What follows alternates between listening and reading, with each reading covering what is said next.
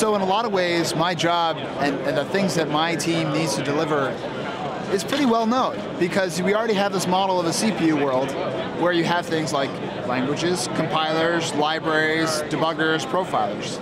So my goal with heterogeneous computing, we're going to treat the CPU and the GPU as really as peers, is to provide all those tools and enable them for the GPU as well, for GPU computing.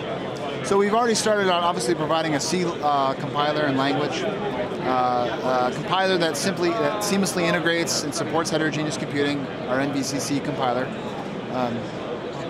Underneath that, there's a runtime library, which is just like the C runtime library, but it's extended for supporting CUDA. There's a lower level driver API for users that want to get really low level and explicitly manage the GPU, kind of like at the OS level. It's our operating system for the GPU.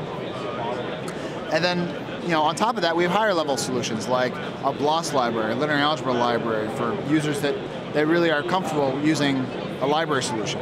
Similarly, we have our own FFT library, a signal processing library, that's based on FFTW. So we want to provide an entire platform and solutions.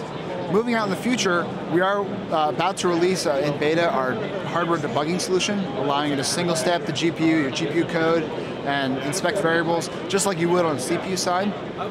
It's an interesting space because we have thousands of threads running at the same time, so I really expect some really cool innovations in debugging and visualizing. When you have 10,000 threads, how do you debug something like that?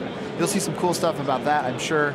We've been working on our profiling solution, provide you performance timering information of how long things ran on the GPU, access to performance counters, very similar to things you have on the CPU with vTune and AMD CodeWarrior. So moving out in the future, you can look at all the things that we have on the CPU. Within almost like less than 2 years, we've been ramping incredibly on providing that sort of functional parity that we have on the CPU. We're going to keep going and innovate because we have to really enable this massively threaded programming environment.